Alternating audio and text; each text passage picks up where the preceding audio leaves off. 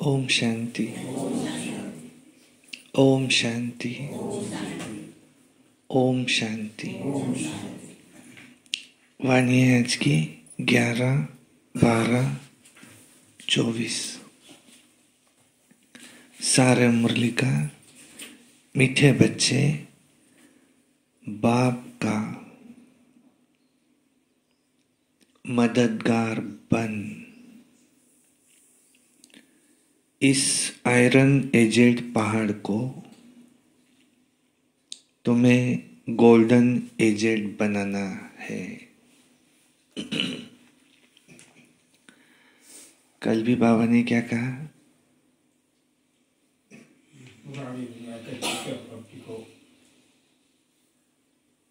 तुम मुझे अपना वारिस बनाओ तो मैं तुमको 21 जन्मों के लिए वारिस बनाऊंगा। तुम बाप का क्या बनो? मददगार।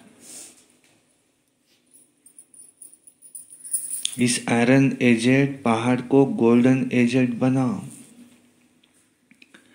पुरुषार्थ कर नई दुनिया के लिए फर्स्ट क्लास सीट रिजर्व करो। अपनी सीट रिजर्व करो। नई दुनिया आई कि आई। प्रश्न है, बाप की फर्ज अदाई क्या है? कौन सा फर्ज पूरा करने के लिए संगम पर बाप को आना पड़ता है? उत्तर, बीमार और दुखी बच्चों को सुखी बनाना, माया के फंदे से निकाल घनेरे सुख देना, ये बाप की फर्ज अदाई है।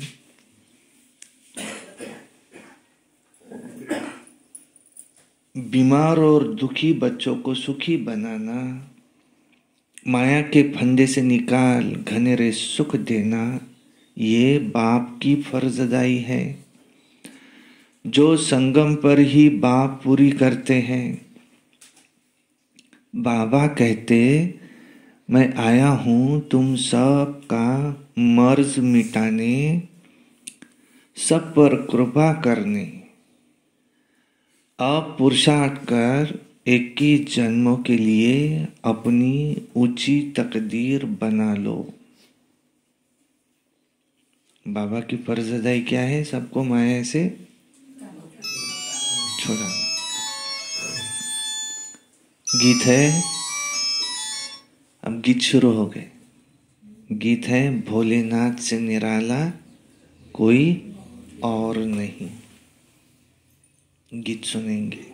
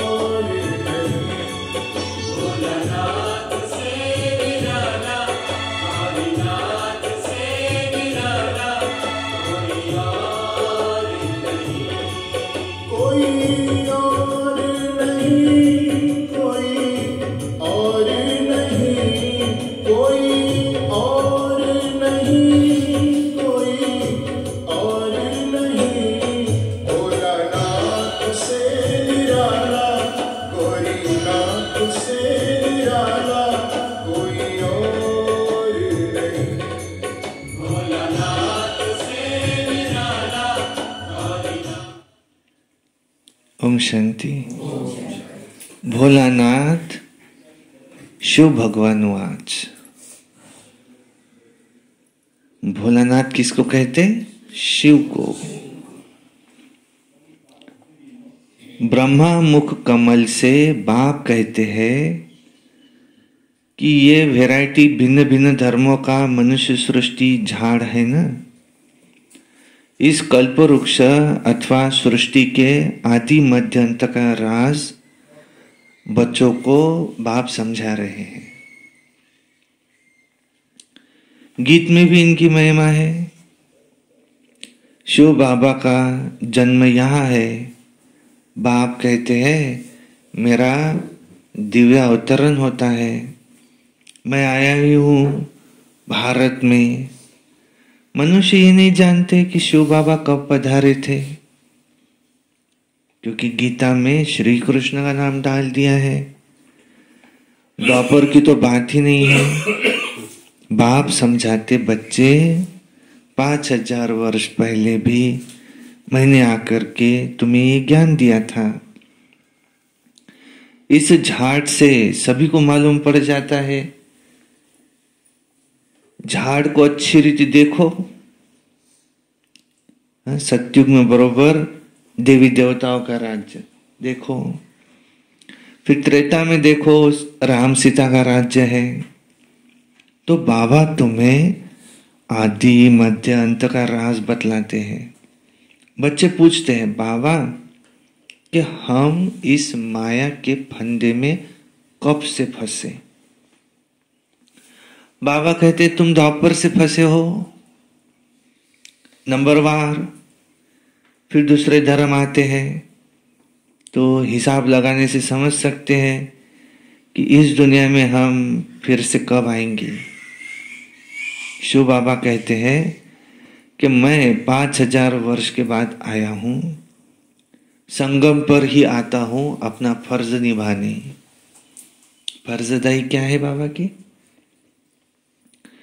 सारी दुनिया को दुख से छुड़ाना, सुखी बनाना, बीमार दुखी बच्चों को सुखी बनाना, माया के फंदे से निकालना, सुख घनेरे देना, ये बाप की फर्जदाई है।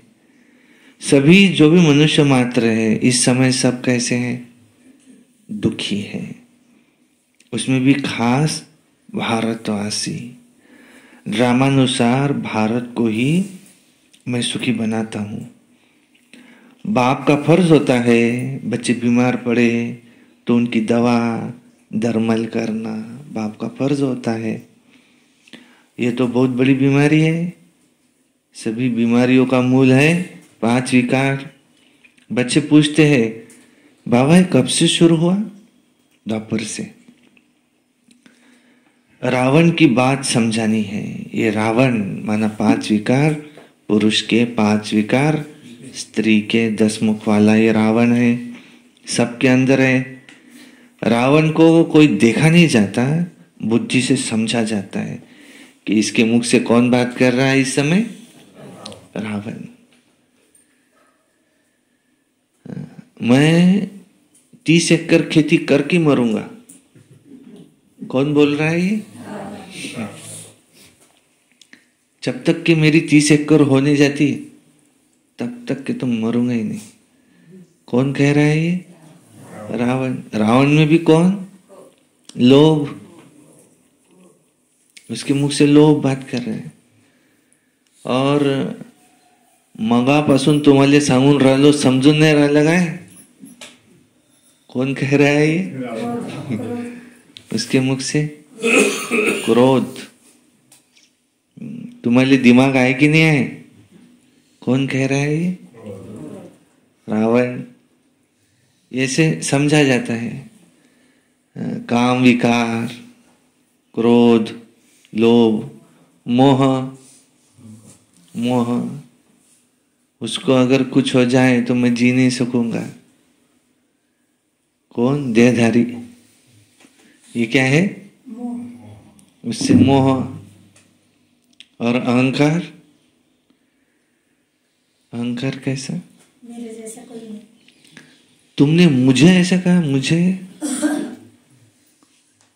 कुछ समझ किससे बात कर रहे हैं हम? ये क्या है? अहंकार। सबको क्या समझना? पैर की जूती। मैं मैं पकड़ी, अच्छा। सब पैर की जूती और मैं पकड़ी। मैं आऊं तो मेरे लिए खुर्ची खाली होना, ये क्या है? अहंकार। तो बुद्धि से समझा जाता है कि रावण किसको कहते हैं। आत्मा मन बुद्धि सहित है। आत्मा जानती है कि हमारा बाप तो परमात्मा है। दुख सुख लेप छेप में आत्मा ही आती है। जब शरीर है तो आत्मा को दुख होता है। ऐसे नहीं कहते कि मुझ परमात्मा को दुखी मत करो, क्या कहते? तुम मेरी आत्मा को मत जलाओ, ऐसा कहते। ऐसा कहते क्या? तुम मुझ परमात्मा को मत जलाओ, नहीं। इसका मतलब है हम आत्मा है, परमात्मा नहीं। बाप भी समझा दे कि मेरा भी ऐसी पार्ट है। कल्प कल्प संगम पर मैं पार्ट बजाता हूँ। जिन बच्चों को मैंने सुख में भेजा था, जिन बच्चों को मैंने सुख में भेजा था, वही आज दुखी बन पड़े हैं।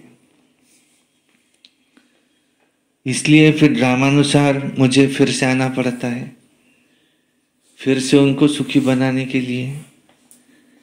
ये बाप की क्या है? फर्ज अदाई है। और दुनिया वालों तो क्या कहते? भगवान कैसे आते? बाकी कच्छ मच्छ अवतार, ये सब बातें है नहीं। कहते हैं परशुराम ने कुलाड़ा ले क्षत्रियों को मारा, ये सब है दंत कथा है। अब बाप समझाते हैं तुम सब कुछ भूलो और अपने को ज्योतिर्बिंदु आत्मा समझो, और एक मुझ परमात्मा को, मुझ बाप को, एक मुझे याद करो। ये है जगदम्बा मम्मा, ये जगदम्बा, ये है जगत पिता। मदर और फादर कंट्री कहते ना, भारतवासी याद भी करते हैं। कहते तुम मात पिता, हम बालक तेरे, तुम्हारी कृपा से सुख घने रे। तो बरोबर मिल रहे हैं। फिर जो जितना पुरुषार्थ करेंगे उतना सुख पाएंगे। जैसे बायोस्कोप में जाते हैं तो क्या करते हैं? बायोस्कोप माना छोटी चीज बड़ी। सिनेमा देखने जाते ना, सिनेमा। सिन माना पाप, यसायन सिन माना होता पाप, और उसकी माँ माना सिन माँ। पाप सीखना है तो कहाँ जाओ? सिनेमा में जाओ, देखो कैसे पाप करते हैं, कैसे करना चाहिए। तो जैसे वो सिनेमा में माना बायोस्कोप में जाते तो वहां पर रिजर्वेशन होते हैं अलग अलग। पहले होता था कि सब 15 रुपए की टिकट सामने, फिर पीछे थोड़ा 20-30 रुपए वाली। हाँ, तुम्हारे टाइम 4 आने की। और फिर बालकनी, बालकनी की 50 रुपए टिकट, ऐसा। अब तो 250 रुपए से ऊपर ही 500 रुपए तक टिकट है। तो वहां पर फर्स्ट क्लास का रिजर्वेशन कराते। तो बाप भी कहते चाहे सूर्यवंशी चाहे चंद्रवंशी में सीट रिजर्व कराओ। अब ये सब किसके ऊपर है? किसके ऊपर है? जितना जो पुरुषार्थ करे उतना पद पा सकते। रेलवे में भी क्या रहता है? रिजर्वेशन कैसा? General bogie. जनरल बोगी माना 9 लाख जनरल बोगी। फिर बाद में स्लीपर क्लास, स्लीपर, उसमें गर्दी बहुत रहती, उसमें भी आने जाने वाले बहुत रहते। स्लीपर क्लास वो माना 16,108। फिर बाद में एसी, उसमें थर्ड एसी रहता। थर्ड एसी माना 108, रिजर्वेशन में जा रहे 108। और फिर उसमें सेकंड एसी रहता, अष्टरत्न, एक सेकंड एसी में जा रहे। और सबसे ऊपर रहता है फर्स्ट एसी, माना सिर्फ 2 ही जन बैठते उसमें, एक बॉक्स रहता है और उसमें 2 ही सीट रहती सिर्फ। तो वो 2 सीट कौन सी? ब्रह्मा बाबा, मम्मा, विश्व महाराजन, विश्व महारानी, श्री लक्ष्मी, श्री नारायण। और हम कम से कम वो रेल में तो बैठे 9 लाख कम से कम। चलो नहीं कुछ तो पहुंच तो जाए, जनरल बोगी में ही सही 9 लाख। और 9 लाख भी कम नहीं है। 9 लाख भी कैसे है? रोज सुबह अमृत वेला, रोज सुबह मुरली क्लास, और रोज सारा दिन याद में रहकर सर्विस, और सायंकाली 6:30 से 7:30 का योग भी है उनका। रात्रि सोने से पहले बाबा ने कल क्या कहा था? आधी घंटा कम से कम मेरी याद करके सो, ये भी है उनका। लेकिन सिर्फ क्या है, कुछ पतितपना रह गया, संकल्पों की पूरी रिफाइननेस अभी भी नहीं आई थी। वो है 9 लाख। अब जो जितना पुरुषार्थ करे उतना पद पाए। तो सब मर्ज मिटाने बाप आए हैं। रावण ने सबको बहुत दुख दिया है। कोई भी मनुष्य ये मनुष्य की सद्गति नहीं कर सकता। कोई साधु संत किसी को गति सद्गति नहीं दे सकता। वो तो एक ही है, कालों का काल महाकाल, सर्व का सद्गति दाता। यह है ही कलयुग का अंत। गुरु लोग शरीर छोड़ते हैं, फिर यहाँ ही पुनर्जन्म लेते हैं। तो फिर औरों को वो क्या सद्गति करेंगे? क्या इतने सभी अनेक गुरु मिलकर पतित सृष्टि को पावन बनाएंगे? गोवर्धन पर्वत कहते हैं ना, तो ये कौन है जो गोवर्धन पर्वत उठाते हैं? ये माता है। वो साधु संत सब भी मिल जाए तो भी भारत को पावन नहीं बना। ये माता है। इस आयरन एजेड पहाड़ को गोल्डन एजेड पहाड़ बनाती है। माताओं का ऐसा संगठन बनाओ, कम से कम 108 तो होनी चाहिए, लिख के लिस्ट उनकी, जो रेगुलर है मुरली सुनने के लिए। आपके ऊपर इसकी जिम्मेवारी है। 108 माताएं करके दिखाना कि देखो ये हो गई आज 108, गिन लो पूरी। हाँ। और भाई में भी बढ़ाएंगे दादा, 108 भाई बता देना कि अभी गिन लो, ये पूरे 108 हो चुके।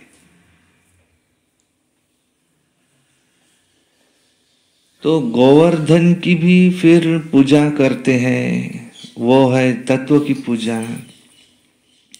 सन्यासी भी ब्रह्म अथवा तत्व को याद करते हैं, समझते हैं वही परमात्मा है, ब्रह्म ही भगवान है। अब बाप कहते नहीं, ये भ्रम है।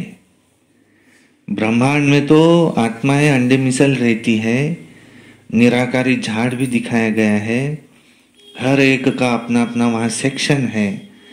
इस झाड़ का फाउंडेशन है भारत का सूर्यवंशी चंद्रवंशी घराना। फिर वृद्धि होती है। मुख्य है 4 धर्म। तो हिसाब करना चाहिए कौन कौन से धर्म कब कब आते। जैसे गुरु नानक 500 वर्ष पहले आए। ऐसे तो नहीं सिख लोग कोई 84 जन्म का पाठ बजाते नहीं। बाप कहते 84 जन्म सिर्फ तुम ऑलराउंड ब्राह्मणों के ही है। बाबा ने समझाया है कि तुम्हारा ही ऑलराउंड पार्ट है। ब्रह्मा ब्राह्मण देवता क्षत्रिय वैश्य शूद्र तुम बनते हो। तो पहले देवी देवता बनते, फिर वही सारा चक्र लगाते। बाप कहते तुमने वेद शास्त्र तो बहुत सुने, अभी ये सुनो और जज करो कि शास्त्र राइट है या गुरु लोग राइट है या जो बाप सुनाते हैं वो राइट है। बाप तो कहते ही है ट्रुथ, मैं सच बतलाता हूँ जिससे कि सत्युग बन जाता है। और द्वापर से लेकर के तुम झूठ सुनते आए हो, उससे तो नर्क बन पड़ा। बाप कहते इस समय मैं तुम्हारा गुलाम हूँ।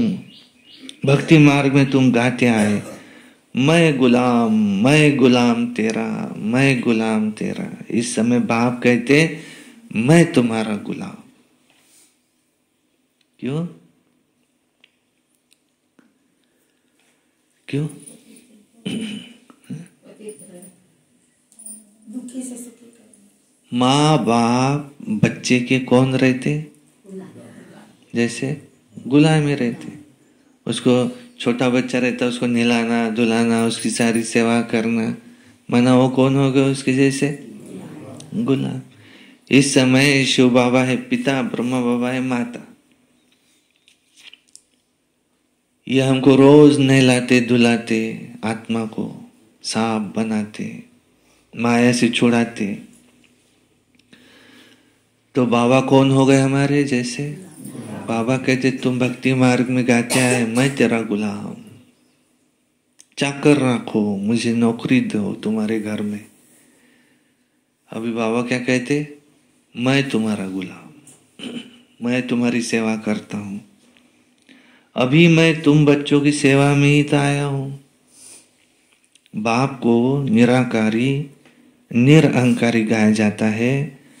तो बाप कहते हैं मेरा फर्ज है तुम बच्चों को सदा सुखी बनाना।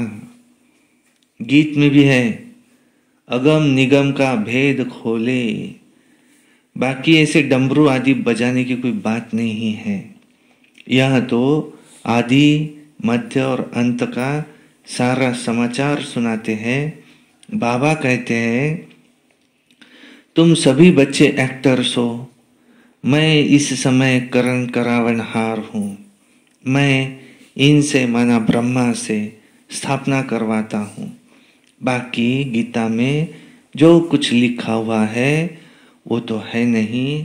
अभी तो प्रैक्टिकल की बात है ना। बच्चों को ये सहज ज्ञान और सहज योग सिखलाता हूं, योग लगवाता हूं। कहा है ना योग लगवाने वाले, झोली भरने वाले, मर्ज मिटाने वाले। गीता का भी पूरा अर्थ समझाते हैं। मैं तुमको योग सिखलाता हूं और सिखलवाता भी हूं। बच्चे योग सीख करके फिर औरों को भी तो सिखलाते हैं। कहते हैं योग से हमारी जोत जगाने वाले। तो ऐसे गीत भी कोई घर में बैठ करके सुने तो सारा ज्ञान उनकी बुद्धि में चक्र लगाएगा। बाप की याद से वर्षे का भी नशा चढ़ेगा। सिर्फ परमात्मा और भगवान कहने से तो मुख मीठा नहीं होता ना। बाबा बाबा बाबा माना ये वर्षा। अब तुम बच्चे बाबा से आदि मध्य अंत का ज्ञान सुनकर फिर औरों को सुनाते हो। इसे ही शंख ध्वनि कहा जाता है। तुमको कोई पुस्तक आदि हाथ में नहीं लेना है। बच्चों को सिर्फ धारणा करनी होती है। तुम हो सच्चे रूहानी ब्राह्मण, रूहानी बाप के बच्चे। सच्ची गीता से भारत स्वर्ग बनता है। वो तो सिर्फ कथाएं बैठ बनाई है। तुम सब पार्वतिया हो, पार वतन में रहने वाली पार्वतिया, और तुमको ये अमर कथा शिव बाबा सुना रहे हैं। तुम सब द्रौपदिया भी हो। वहां कोई नंगन होते नहीं सतयुग में। कहते हैं अच्छा तो फिर बच्चे कैसे पैदा होंगे? अरे वो है ही निर्विकारी, तो वहां विकार की बात कैसे हो सकती? तुम समझ नहीं सकेंगे कि योग बल से भी बच्चे पैदा होते होंगे, कैसे होते होंगे? तुम आर्ग्यू करेंगे, परंतु ये शास्त्रों की बातें है ना। और वहां है ही संपूर्ण निर्विकारी दुनिया। ये विकारी दुनिया है, मैं जानता हूं। ड्रामानुसार माया फिर तुमको दुखी करेंगी। मैं कल्प कल्प अपना फर्ज पालन करने आता हूं। जानते हैं कल्प पहले वाले सीखी लधे वही आकर के अपना वर्षा लेंगे, आसार भी दिखाते हैं। और ये वही महाभारत लड़ाई है। तुम्हें फिर से देवी देवता अथवा स्वर्ग का मालिक बनने का पुरुषार्थ करना है। इसमें स्थूल लड़ाई आदि की कोई बात नहीं है, न असुरों और देवताओं की लड़ाई हुई है। और वहां तो माया ही नहीं जो तुमको लड़ाए। आधा कल्प न कोई लड़ाई, न कोई बीमारी, न कोई दुख अशांति। अरे वहां तो सदैव सुख बाहर ही बाहर रहती है, हॉस्पिटल होती नहीं। बाकी स्कूल में पढ़ना तो होता ही है। अब तुम हर एक यहां से वर्षा ले जाते हो। मनुष्य पढ़ाई से अपने पैर पर खड़े हो जाते हैं ना, तो इस पर कहानी भी है। कोई ने पूछा कि तुम किसका खाती हो, तो क्या कहा? कहती हम अपने तकदीर का खाती है। वो एक बाप की 7 बच्चियां थी, 6 कहती थी मैं मेरे बाप का खाती हूं, 1 कहती थी मैं मेरे तकदीर का खाती हूं। तो बाप ने क्या किया? 7वीं को कहा कि अब ऐसा कर, तू अपने तकदीर का ही खा, और उसको ले जाके बाहर छोड़ दिया। और 6 को बोला तुम बाप का खाती ना, मैंने मेरा खाती, तुमको ही मैं खिलाऊंगा। अब बहुत दिन के बाद धीरे धीरे ये तो भिखारी बन गया, और एक मंदिर के बाहर खड़ा था। कहने लगे अरे वो महारानी आ गई, महारानी आ गई, वो सबको दान देती है। तो ये भी लाइन में लग गया, लाइन में लेके जब वो आया तो महारानी ने देखा, अरे पिताजी आप।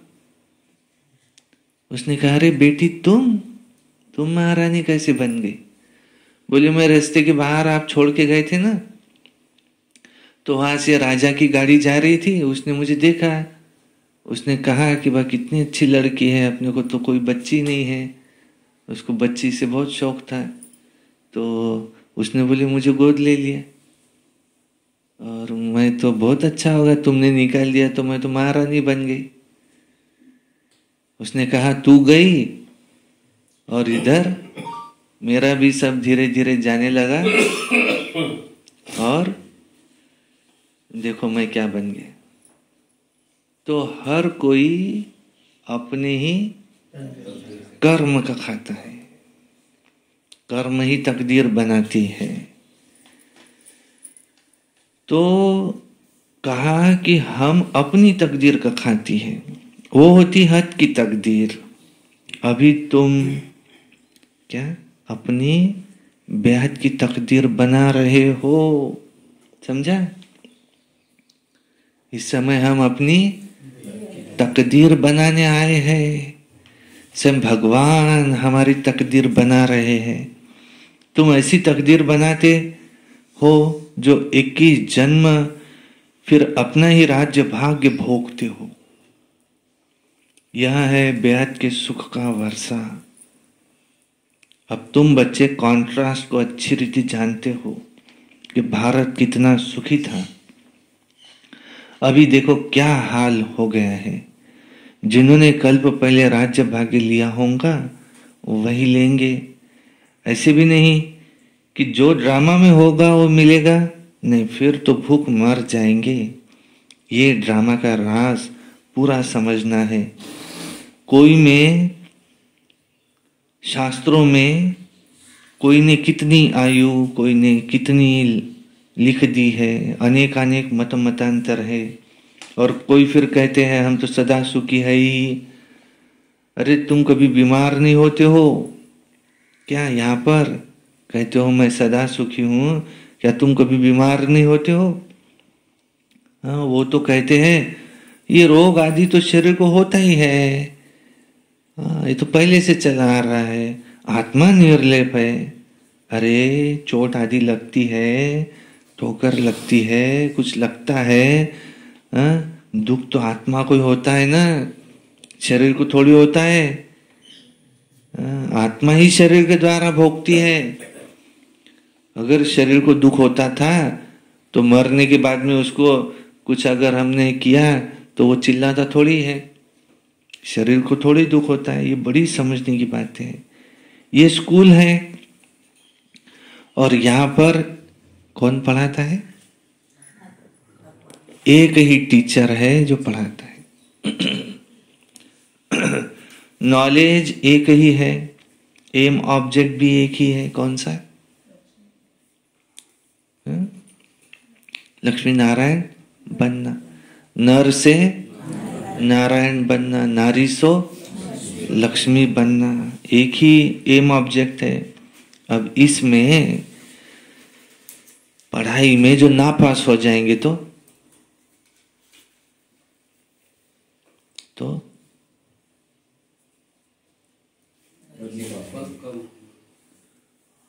वो चंद्रवंशी में चले जाएंगे। फिर डायरेक्ट कहाँ आएंगे? त्रेता युग में। सतयुग में श्री कृष्ण को देख नहीं सकेंगे, लक्ष्मी नारायण के राज्य में आ नहीं सकते। डायरेक्ट कहाँ आएंगे? त्रेता। फिर उनके जन्म कितने होंगे? 8 जन्म कम हो गए उनके। फिर कितने जन्म होंगे?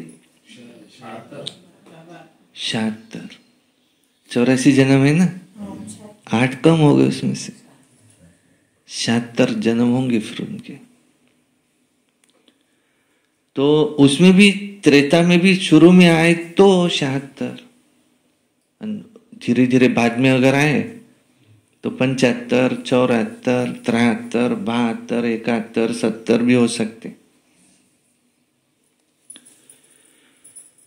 लेकिन 63 से तो ऊपर ही होंगे, द्वापर के तो ऊपर ही आए। जब देवताएं थे तो क्षत्रिय नहीं, जब क्षत्रिय थे तो वैश्य नहीं, जब वैश्य थे तो शूद्र नहीं। ये सब समझने की बातें हैं। माताओं के लिए अति सहज है, एक ही इम्तिहान है। ऐसे मत समझो क्या कि हम देरी से आए, हम कैसे पढ़ेंगे? नहीं, बाबा कहते नए भी पुराने से तीखे जा रहे हैं। जा सकते हैं नहीं, जा रहे हैं। हाँ, प्रैक्टिकल में है।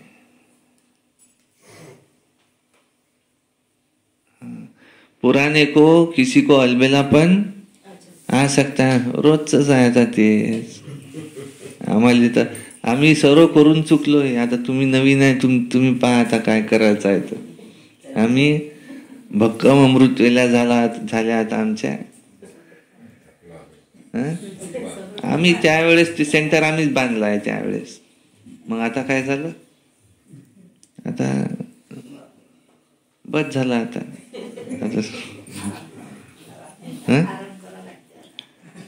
पुराने भी नए भी पुराने से आगे जा रहे हैं, प्रैक्टिकल में है।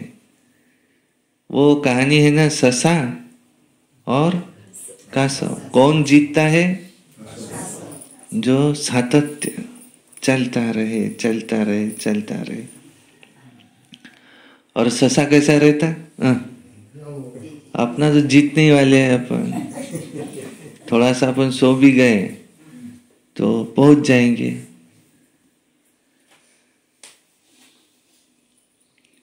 बाकी माया रावण का कोई रूप नहीं है। कहेंगे इनमें काम का भूत है, बाकी रावण का कोई भूत व शरीर होता ही नहीं।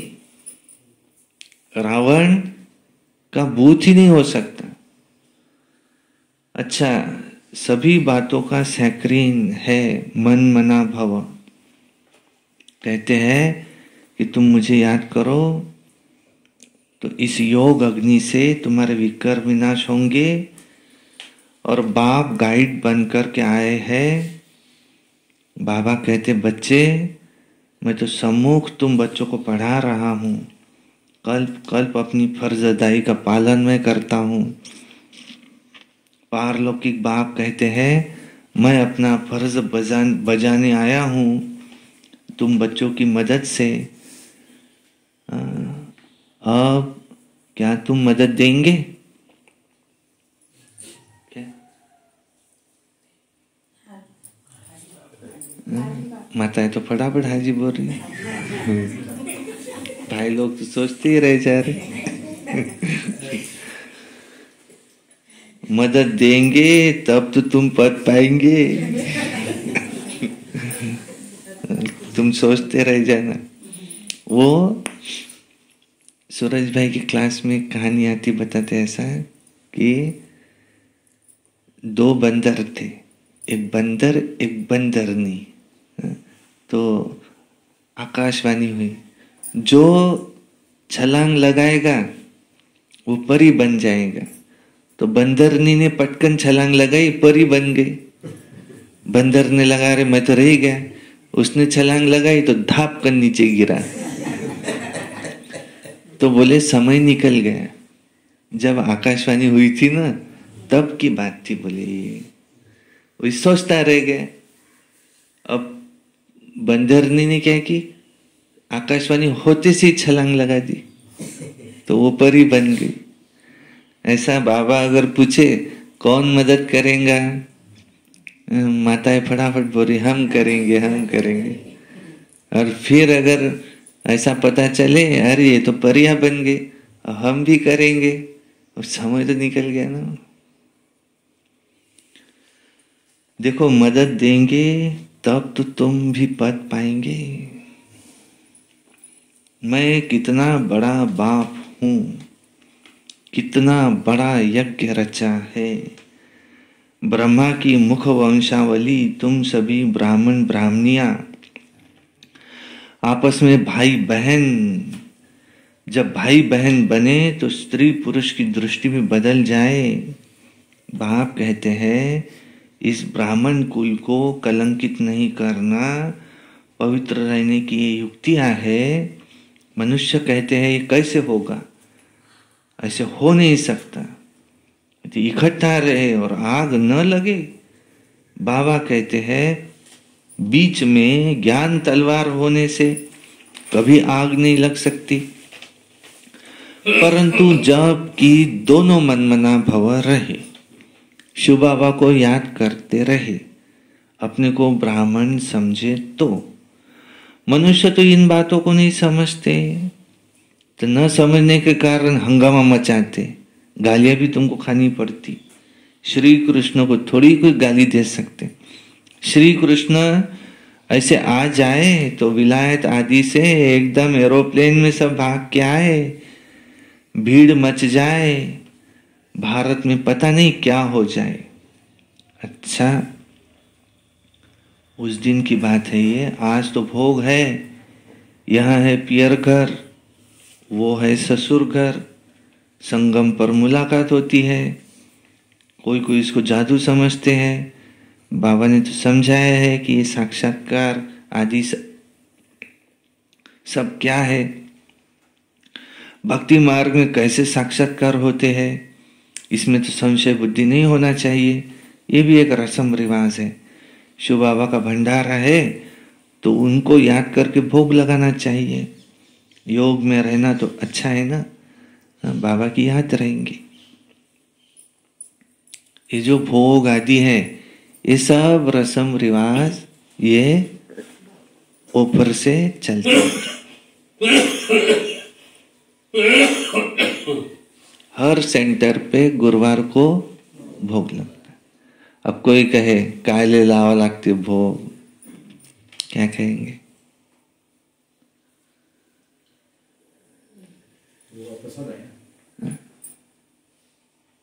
देखो बाबा ने कहा ना, अपना बुद्धि नहीं चला,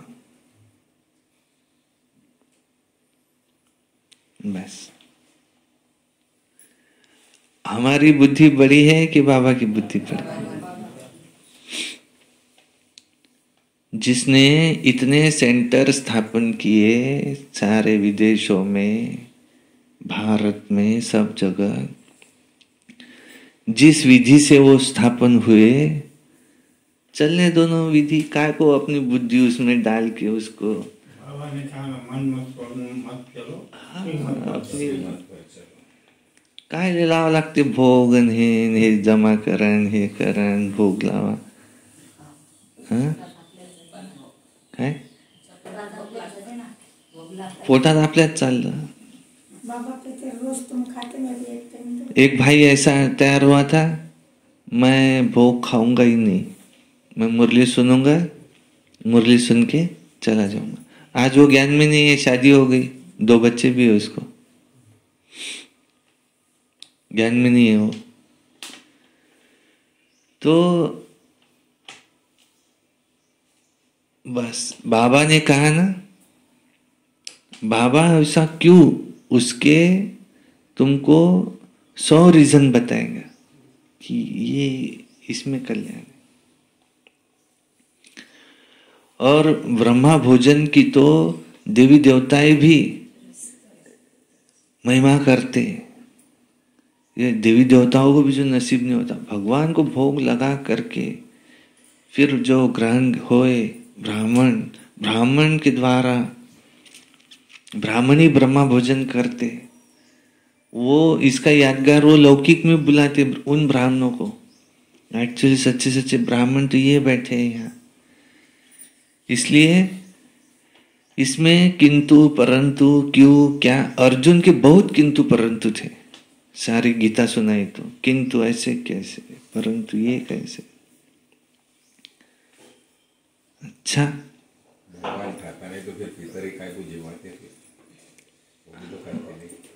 नहीं, उनको भावना लगाती तो अपना वाइब्रेशन से चेंज हो जाता है वो भोजन।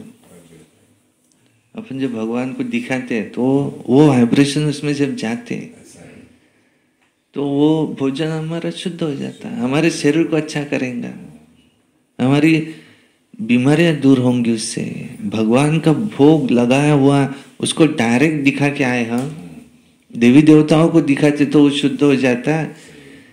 यहाँ तो हम जो चैतन्य में देवी देवता बैठे हुए हैं और भगवान को भोग तो लगाएंगे। पानी भी पीना है तो पहले बाबा की याद की दृष्टि डालो, फिर बाद में पियो। ये पानी मुझे तंदुरुस्त करेगा। और ये तो कभी सोचो ही नहीं मुझे ये बीमारी है, ये बीमारी है, नहीं, और बढ़ेंगी। चाहे कितनी बीमारियां हो, ये सोचो कि मैं कैसा हूं, तंदुरुस्त। मेरे जैसा भाग्यशाली कोई नहीं है।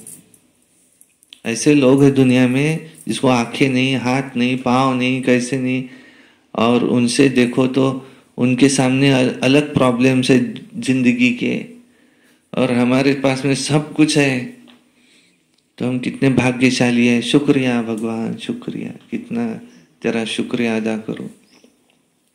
ऐसे ऐसे लोग हैं जिनकी दोनों किडनियां फेल है, और रोज दिन में छोटी बच्ची और डायलिसिस होता उसका, हर 2-3 दिन के बाद दवाखाने में नंबर लगाओ, अलग उनके पीछे काम धंधे लगे हुए हैं बाकी के छोड़ के। और उससे हम कितने भाग्यशाली, भगवान हमको तुमने कितने से छोड़ा दिया। तो ऐसे भाग्य के गीत गाओ, और हम जो है उसमें कहेंगे अरे हमारे पास तो ये नहीं है, वो नहीं है, वो नहीं है। ठेविले जैसे ठेविले अनंते जैसे तैसेची राहावे आणि चित्त असू द्यावे समाधान. वाह, शुक्रिया की गीत गाते रहो. अच्छा, मीठे मीठे सिकिलधे बच्चों प्रति मात पिता बाप दादा का याद प्यार और गुड मॉर्निंग. रूहानी बाप की रूहानी बच्चों को नमस्ते. हम रूहानी बच्चों की रूहानी बाप दादा को याद प्यार गुड मॉर्निंग नमस्ते. सदा रहो हंसते, कम बोलो, धीरे बोलो, मीठा बोलो, सत्य बोलो और सोच समझकर ही बोलो. वाह बाबा, वाह ड्रामा, वाह वाह मेरा भाग्य, वाह वाह ब्राह्मण परिवार, वाह मैं बाबा का, बाबा मेरा. योगी बनो, पवित्र बनो. रोज अमृत वेला, रोज प्रातः मुरली, सारा दिन निमित्त बन याद में रहकर सर्विस. सायंकाली 6:30 से 7:30 योग. रात्रि सोने से पहले याद का जाप. सारा दिन नहीं, कभी नहीं, एक अव्यक्त वाणी पढ़ना है, एक क्लास कम से कम सुनना है. कभी क्रोध नहीं करना, सदा प्रसन्न चित्त रहना. ये वर्ष हमको मुक्ति वर्ष मनाना है, बड़ी धूमधाम से करना है. और बाबा ये जो चीची दुकानें हैं मुख्य द्वार से तो हट जाए और हमें पूरा पूरा बलिहार जाना है. बाबा को हमें वारिस बनाना है. माताओं के लिए सरस्वती भवन भी बनेगा.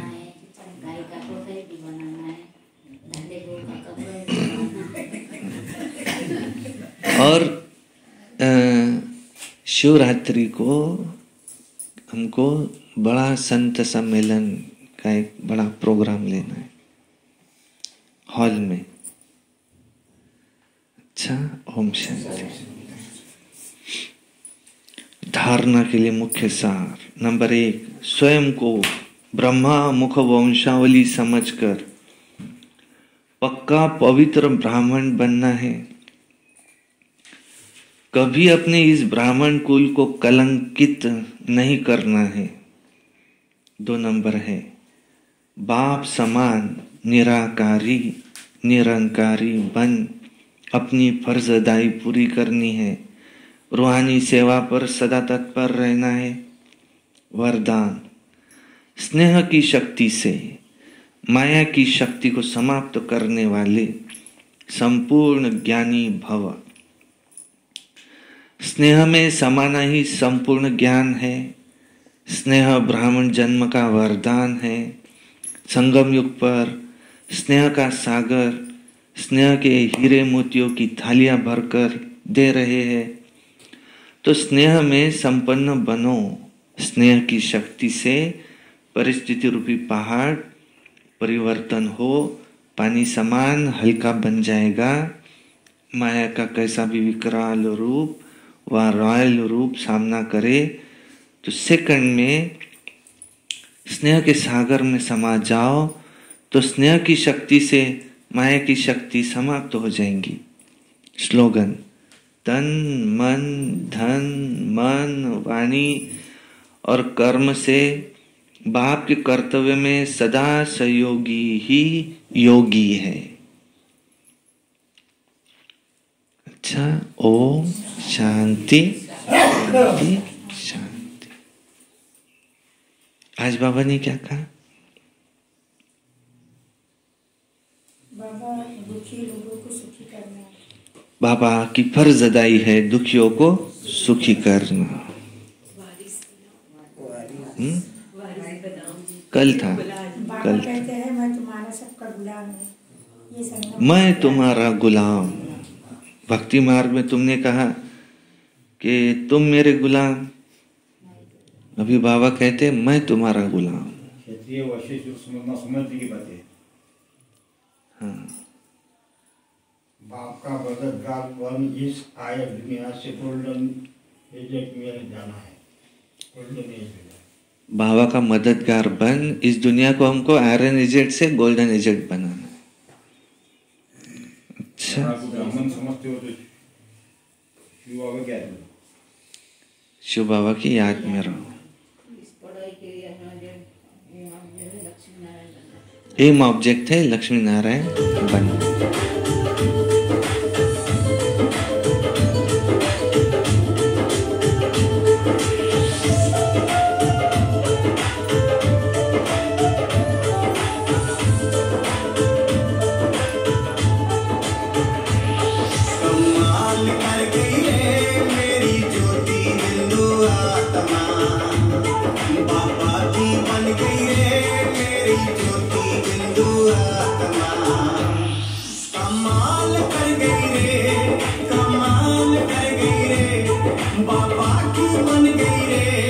बाबा की बन गई रे